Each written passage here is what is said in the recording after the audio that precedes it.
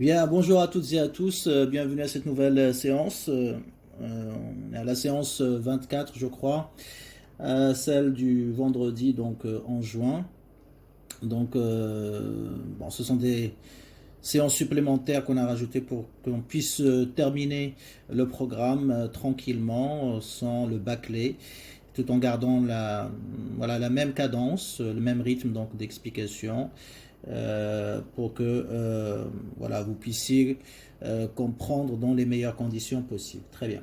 Alors, la dernière fois, je rappelle, hein, donc on s'est intéressé à la détermination d'accord, de l'expression de la fonction d'offre à court terme. Et on a dit effectivement que le point de départ pour trouver l'expression et la formule de la fonction d'offre à court terme, c'est de considérer que le producteur il est rationnel, il intervient dans un marché de concurrence pure et parfaite, et donc il va chercher à maximiser son profit bien sûr, et donc il doit déterminer quelle est la quantité d'output, donc la quantité offerte, qui va lui permettre d'atteindre cet objectif de maximisation de profit sans contrainte bien sûr. Et donc il va devoir comme on l'a déjà vu, effectivement, maximiser la fonction de profit. Ok, donc maximisation implique deux conditions, les conditions de premier ordre. Donc on a trouvé que le producteur, il va maximiser le profit seulement s'il égalise le prix avec le coût marginal. Et donc la quantité optimale, l'expression de la fonction d'offre, va être déterminée à partir de l'égalisation du prix et du coût marginal, d'accord, et on vérifie les conditions de second ordre en utilisant la dérivée seconde qui doit être bien sûr négative, ce qui implique que le coût marginal doit être croissant. Et donc, une quantité d'output, pour qu'il soit considéré comme optimal, il doit vérifier ces deux conditions. Premièrement, égalité entre le prix et le coût marginal, et deuxièmement, bien sûr, donc la croissance du coût marginal. Il y a une troisième condition, bien sûr, qu'on a commencé à travailler ensemble, c'est à partir de quel prix, hein, donc le producteur il va accepter, d'accord, d'offrir une quantité d'output qui est positive. Et on avait distingué qu'il y a, voilà, pour répondre à cette question, il y a deux situations possibles, deux cas de figure. Et selon que, bien sûr, donc ce prix-là minimum ou à partir duquel le producteur va accepter de produire, d'offrir sur le marché. Donc ça dépend de sa situation. Soit le producteur il est nouveau, donc voilà, il va entrer sur le marché, soit il existe déjà sur le marché. Et donc on a vu pendant la séance précédente que si le producteur il est nouveau, c'est l'entreprise pas encore sur le marché, eh bien le prix minimum, d'accord, à partir duquel il va accepter d'offrir une quantité positive, c'est le minimum du coût moyen. C'est le prix qui lui permet au moins de couvrir la totalité de ses charges, c'est-à-dire les coûts variables et les coûts fixes. Et donc c'est le prix à partir duquel elle commence, d'accord, à faire du profit. Donc c'est le prix minimum à partir duquel la production devient rentable. C'est pour ça qu'on l'appelle aussi le seuil de rentabilité. Donc ça correspond au minimum du coût moyen. Très bien. Alors, donc tant que l'entreprise n'est pas encore implantée sur un marché, il n'a aucun intérêt à y entrer si le prix unitaire, bien sûr le prix du marché, ne couvre pas donc la moyenne des coûts fixes et des coûts variables pour chaque unité d'output produite. Donc la nouvelle entreprise n'a pas intérêt à entrer sur le marché si le prix est insuffisant et donc voilà pour couvrir la totalité des charges. Donc dans ce cas-là, bien sûr, si le prix il est inférieur, donc il va subir une perte. Donc pourquoi une entreprise nouvelle va entrer sur un marché pour subir une perte? Donc ça n'a pas de sens, c'est irrationnel. Maintenant, si le prix permet au moins de couvrir la totalité des charges pour chaque unité d'output produite, bah à ce moment-là, c'est intéressant, bien sûr, donc d'entrer sur le marché. Très bien. Alors maintenant, on va s'intéresser au deuxième cas de figure, c'est que le producteur n'est pas nouveau, mais il est ancien, il est déjà implanté, il existe déjà sur le marché. Et voilà, il a déjà commencé son activité si vous voulez. Donc bien sûr, l'analyse se fait à court terme et donc la question qu'on se pose c'est si, voilà, à partir de quel prix minimal, d'accord, l'entreprise va accepter, encore une fois, d'offrir une quantité d'output qui est positive, d'accord. Très bien. Alors, puisqu'on l'a dit, on est à court terme, donc il faut tenir compte à la fois des charges variables et des charges fixes. Et quand on parle des charges fixes, ça veut dire que même si l'entreprise ne produit rien, c'est-à-dire Q est égal à 0, bah, il va quand même être obligé de payer, de supporter ses charges fixes. Donc il ne faut jamais oublier ça, c'est très important. Alors, donc, de par l'existence de ces coûts fixes que doit supporter donc, le producteur, cette ancienne entreprise qui existe déjà, eh bien, ça va changer son raisonnement, hein, comme on va le voir. Et même si le prix ne couvre pas la totalité des charges variables, eh bien, il ne va pas prendre la même décision, c'est-à-dire arrêter tout de suite, il ne va pas prendre la même décision ou refuser d'offrir une quantité positive. Donc, il ne va pas prendre la même décision qu'une entreprise qui est nouvelle et qui va entrer sur le marché. Donc, le raisonnement va être complètement différent. D'accord? Très bien. Donc, on va parler d'une entreprise déjà existante. Donc, elle existe déjà sur le marché, hein, donc si vous voulez. On est bien d'accord? Donc, la question à laquelle on va essayer de répondre, donc, quel est, ou à partir... c'est-à-dire le seuil, à partir de quel prix, d'accord, l'entreprise acceptera, d'accord, d'offrir une quantité positive, bien sûr. Ok? Voilà. Donc, on va déterminer une nouvelle fois un seuil, d'accord? Donc, un seuil minimal. Ok? À partir duquel donc l'entreprise va accepter de produire une quantité qui est positive. Okay, d'accord? Alors ce seuil justement donc on l'appelle le seuil de fermeture. Donc c'est ce qu'on va déterminer tout de suite. On le note SF. Seuil de fermeture. SF. Très bien. Alors supposons donc point de départ. Supposons que cette fois-ci le prix unitaire P, elle est inférieur au seuil de rentabilité. Et inférieur, d'accord?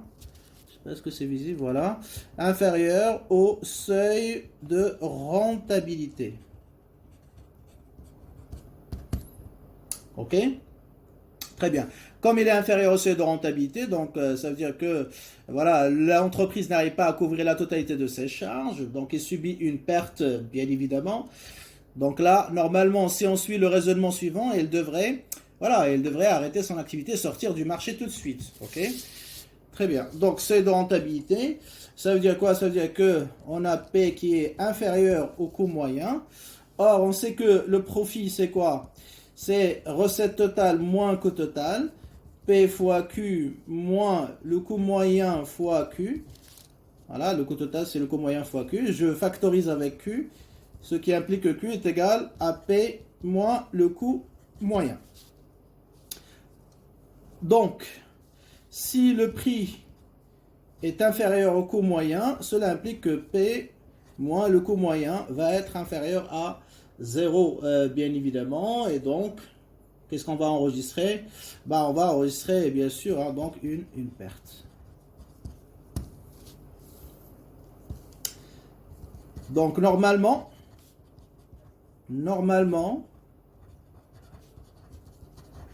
le producteur devrait renoncer à son activité, c'est-à-dire arrêter tout simplement. Voilà, normalement je dis, hein, en principe. Mais est-ce qu'elle est rationnelle? Donc on va se poser la question, mais est-il rationnel d'arrêter, d'accord, l'activité, sachant qu'il doit, donc le producteur qu'il doit supporter des coûts fixes? C'est ça la question maintenant. Parce que normalement, s'il n'y avait pas les coûts fixes, on arrête tout de suite, hein, donc il n'y a pas de problème. Mais le problème, c'est que voilà, donc on a des coûts fixes qu'on va supporter. Alors pourquoi je dis les coûts fixes? Parce que si on arrête l'activité, ça veut dire quoi? Ça veut dire que Q est égal à 0. Est-ce que ça veut dire dans ce cas-là que le profit ou le résultat de l'activité est égal à 0? Ben non, justement, hein, donc tu vas subir quand même une perte. Pourquoi? Parce que si on arrête l'activité, donc arrêt de l'activité, bien sûr, c'est équivalent à Q est égal à 0. Est-ce que pi est égal à 0 quand Q est égal à 0? Ben non, hein, à la limite, si c'est ça, donc il n'y a pas de problème. Mais lorsque Q est égal à 0, Q est égal à 0, donc pi est égal à la recette totale de 0, moins le coût total de 0. On est bien d'accord? Très bien. Donc pi, donc le résultat, il peut être positif ou négatif. Positif, ça veut dire profit, négatif, perte. Donc recette totale, c'est P fois 0. On est bien d'accord. Le coût total 0, c'est quoi? C'est le coût variable total de 0 et le coût fixe total de 0. Vous suivez? Très bien. Le profit, donc ça c'est 0, bien évidemment. Moins le coût variable total, c'est 0. Ça aussi c'est 0 parce que on l'a dit, hein, donc le coût variable, les coûts variables varient avec la production. Si on produit rien, donc on ne paye aucune charge variable. Si on augmente la production, le coût variable va augmenter forcément.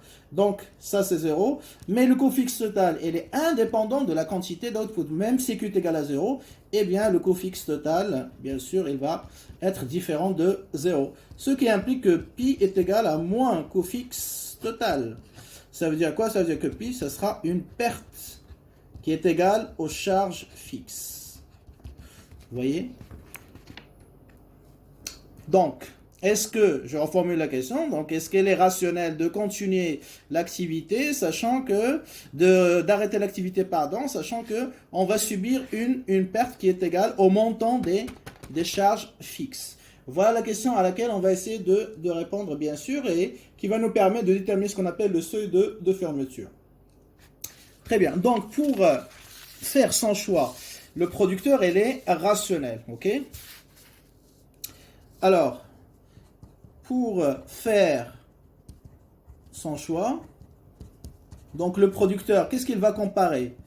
Doit comparer, d'accord, le résultat, d'accord, de cesser, c'est-à-dire arrêter son activité, avec celui de la continuer. Ok? Donc il doit comparer pi de arrêter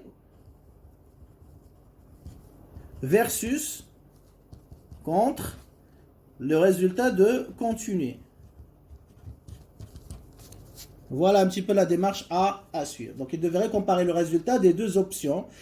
Continuer à produire, arrêter de produire. Donc, si l'ancienne entreprise, d'accord, voit effectivement que arrêter de produire, ça va lui permettre d'avoir un résultat supérieur à celui de continuer, donc il va arrêter. Et si dans le cas contraire, elle voit que le résultat de continuer va être plus intéressant, donc supérieur à celui d'arrêter, à ce moment-là, donc il va continuer. Ok?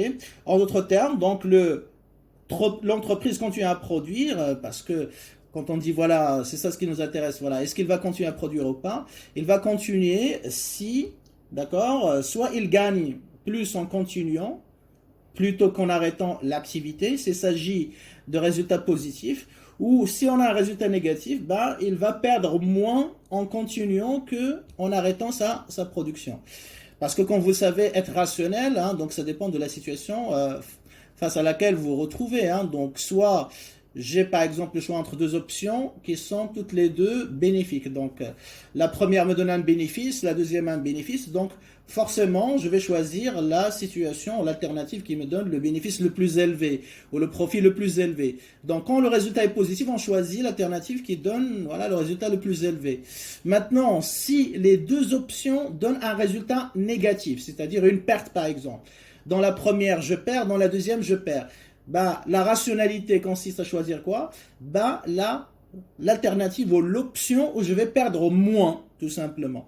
Donc, on va chercher à minimiser la perte et donc on choisira l'alternative qui a la perte la moins élevée. D'accord? Alors, ici, quand vous allez continuer à produire, ben vous allez perdre justement parce que le prix ne couvre pas toutes les charges. Donc il y a une perte. Dans la deuxième option, c'est-à-dire arrêter de produire, ben vous allez subir une perte aussi, n'est-ce pas, qui est égale au montant des charges fixes. Donc dans les deux cas, continuer ou arrêter, vous allez subir une perte.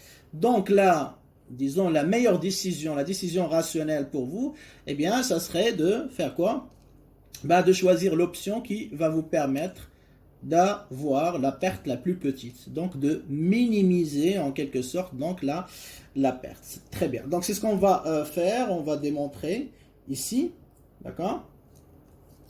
Donc si l'entreprise décide d'arrêter. D'accord? C'est décide d'arrêter. Ça veut dire quoi? Ça veut dire que Q est égal à 0. Hein. Donc, je vais reprendre le raisonnement de tout à l'heure. Donc, il ne va pas avoir un résultat qui est égal à 0. Donc, il va supporter quand même des charges fixes. Hein. Donc, ce sera sa perte. Donc, CQ est égal à 0, ce qui implique que le coût total est égal au moins coût fixe total. On est bien d'accord. Voilà. Parce que, justement, le coût variable total sera égal à 0. Et donc, comme la recette totale est égale à 0, comme on a déjà démontré, ok, donc pi sera égal à moins coût fixe total, c'est-à-dire une perte. Très bien. Si maintenant l'entreprise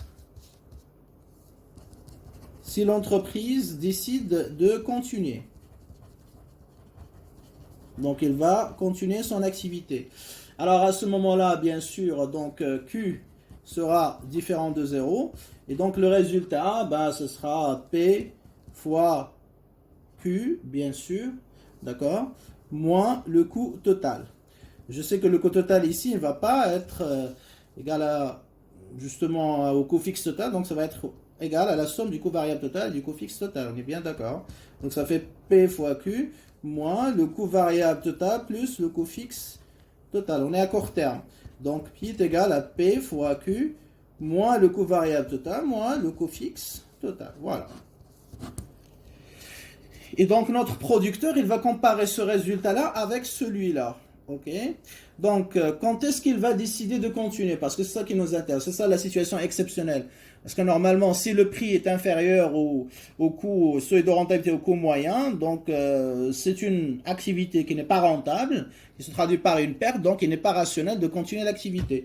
Mais on va voir qu'il est possible quand même de continuer l'activité, ce sera même rationnel de continuer l'activité si je montre effectivement que en continuant, ben, je peux minimiser la perte, ce qu'on a expliqué à l'instant. D'accord? Très bien. Donc, le prix de l'output, on l'a dit, hein, donc c'est fixé par le marché. Ok, donc si ce prix ne permet pas de couvrir le coût moyen de l'output, bah, la firme réalise, comme on l'a dit, une perte chaque fois qu'il va produire une unité. Donc normalement, il n'a pas intérêt à, voilà, à continuer, hein, donc à produire. Ok, mais voilà, donc l'entreprise peut continuer, hein, donc voilà, on va l'écrire ici. Donc l'entreprise peut continuer à produire, si seulement si, d'après vous quand, eh bien tout simplement, lorsque le résultat de continuer, c'est ça, ce qu'on a trouvé ici, lorsque ce résultat-là, il est supérieur à celui de, voilà, d'arrêter. Donc arrêter, il va avoir cette perte-là, et bien évidemment, hein, donc continuer, c'est ça. Donc si, seulement si, le résultat pi, c'est-à-dire pi de q différent de 0, sera supérieur à pi de Q pardon, est égal à 0. D'accord? C'est-à-dire que P fois Q moins le coût variable total moins le coût fixe total est supérieur à moins coût fixe total tout simplement. D'accord? Bien. Donc, à partir de là, donc, je vais simplifier. Je vais éliminer moins coût fixe total. Donc, ce qui donne P fois Q moins le coût variable total supérieur à 0. D'accord? Très bien.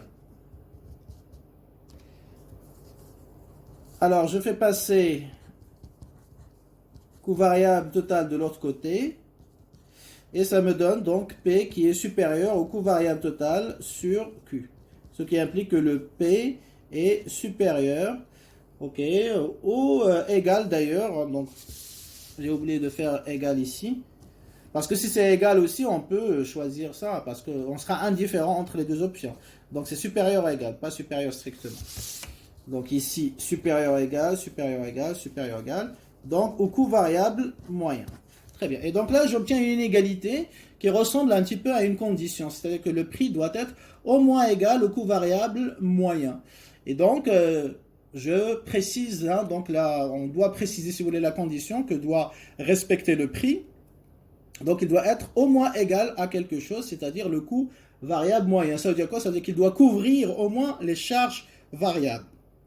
Pour chaque unité produite, le prix doit couvrir au moins les charges variables. Mais là, encore une fois, je me retrouve devant la même question que tout à l'heure pour le seuil de rentabilité. Quelle valeur du coût variable moyen je vais retenir? Est-ce que c'est la valeur la plus élevée ou la valeur maximale ou la valeur minimale? Donc, je vais préciser.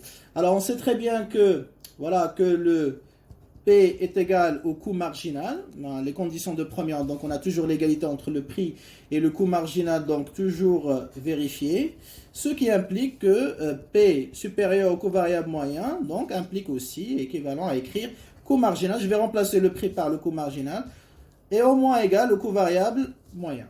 Donc on a déjà vu aussi, hein, donc le coût marginal est égal au coût variable moyen, on l'a déjà fait dans la démonstration, lorsque le coût variable moyen est à son minimum. C'est-à-dire que la courbe du coût marginal coupe celle du coût variable moyen en son minimum. Donc, puisque supérieur à égal, donc contient les deux possibilités, donc soit coût marginal supérieur strictement, soit elle est égale, et bien cette inégalité elle est vérifiée lorsque aussi le coût marginal est égal au coût variable moyen. Et quand est-ce que ça s'est vérifié? Lorsque le coût variable moyen est à son minimum. Donc on peut en déduire que ici, il s'agit de la valeur minimale du coût variable moyen. Ce qui implique que le coût marginal est supérieur ou égal au coût variable moyen minimal, ce qui implique, je reviens à mon inégalité ici, donc le prix doit être au moins égal au minimum du coût variable moyen. Voilà donc notre seuil, donc le niveau minimal auquel doit être égal donc le prix et qui constitue donc le minimum que va accepter, hein, donc le producteur. Donc si tu descends, ça veut dire que si tu descends, tu lui proposes un prix qui est inférieur à ce minimum du coût variable moyen, il va refuser donc d'offrir une quantité positive de son output. Donc le seuil de prix acceptable pour le producteur, c'est le minimum du coût variable moyen. Et donc, on va l'appeler bien sûr le seuil de fermeture. Alors, donc la firme, en conséquence, si vous voulez, va décider de continuer à produire si le prix est au moins égal au coût variable moyen minimal. S'il est inférieur strictement, donc il va arrêter son activité, donc il va fermer tout simplement, hein, donc son entreprise. Ok? Très bien. Alors, c'est pour ça qu'on appelle le seuil de fermeture. C'est le prix en deçà duquel, bien sûr, donc l'entreprise va fermer et donc il va arrêter son activité. Donc, on va écrire tout ça, ok, de façon résumée. Donc, la firme ou le producteur décidera de continuer son activité si seulement si, d'accord, le prix est au moins égal au coût variable moyen minimal. Si le prix est inférieur au coût variable moyen minimal, elle va fermer tout simplement, d'accord? C'est la raison pour laquelle donc le coût variable moyen minimal donc est appelé seuil de fermeture. C'est le niveau, hein, d'accord, en deçà duquel il ne faut pas descendre, parce que si on descend en dessous de ce minimum du coût variable moyen, donc la fermeture de l'entreprise devient inévitable. Donc seuil de fermeture, on le note SF. Donc SF, c'est le minimum, c'est le prix qui correspond au minimum du coût variable moyen. À ne pas confondre avec le seuil de rentabilité. D'accord? Alors bien sûr, ça peut vous sembler un petit peu paradoxal, ça va à l'encontre un petit peu de la rationalité, voilà, qu'on avait supposé au départ concernant le comportement du producteur, c'est-à-dire continuer à produire même si le prix ne couvre pas la totalité des charges, est-ce que c'est possible, etc. Mais rappelons que si le producteur, dans ce cas-là, face à un prix qui ne couvre pas la totalité des charges, il arrête de produire, donc il va perdre encore plus. Pourquoi? Parce que même s'il arrête son activité, ne produit rien, il va quand même supporter des charges fixes. Donc s'il va supporter des charges fixes, etc., et donc une perte, il va subir quand même une perte, bah, au moins s'il continue à produire et si ça lui permet, voilà, de réduire, de minimiser la perte qu'il va subir, ben, ce sera ça de gagner, hein, donc si vous voulez. Entre deux pertes, donc si je peux subir une plus petite, eh bien, c'est aussi rationnel, bien sûr. Donc, si l'entreprise continue de produire à perte, c'est pour éviter une plus grande perte, bien sûr, si jamais il ferme. Alors, donc, en cas de perte, quel est le choix, quel que soit le choix, bien sûr, une entreprise rationnelle a intérêt à choisir l'option donc qui minimise la perte. Donc c'est ça la conclusion. Et donc dans notre démonstration, on a mis en évidence que tant que le prix est au moins égal au coût variable minimum, c'est-à-dire que le prix permet au producteur de couvrir, c'est-à-dire de payer ses charges variables, par exemple les salaires, la matière première, la consommation intermédiaire, etc., eh bien, il peut continuer à produire. Pourquoi? Parce que cela va lui permettre, donc cette continuation de la production va lui permettre de minimiser la perte qui correspond aux charges fixes, c'est-à-dire qu'il lui permet d'amortir donc ces charges fixes. Sinon, s'il arrête, il va subir une perte qui est encore plus grande. De ce fait, donc, voilà, le seuil de prix en dessous duquel il ne faut pas descendre, justement, donc c'est le minimum, c'est-à-dire le minimum des charges variables qu'on a noté SF, seuil de fermeture. Et donc, si le prix n'arrive même plus à couvrir ces charges variables, ça veut dire quoi concrètement? Ça veut dire que le producteur n'a pas de quoi payer les factures. Donc, s'il n'a pas de quoi payer ses fournisseurs, donc il ne peut pas acheter la matière première, il ne peut pas acheter des fournitures, et il ne peut pas payer l'électricité, il ne peut pas payer donc la main-d'œuvre. Donc, s'il ne peut pas payer tous ces facteurs de production, il ne peut pas les rémunérer, donc il ne peut pas produire parce qu'il n'aura pas de personnel, il n'aura pas de matière première, il n'aura pas d'électricité. Donc, il sera de toute façon condamné à cesser son activité et à fermer son entreprise. Donc, c'est pour ça qu'on l'appelle le seuil de fermeture qui correspond au minimum. Donc on va l'écrire ici. Donc le seuil de fermeture donc est le prix minimum, d'accord, en deçà duquel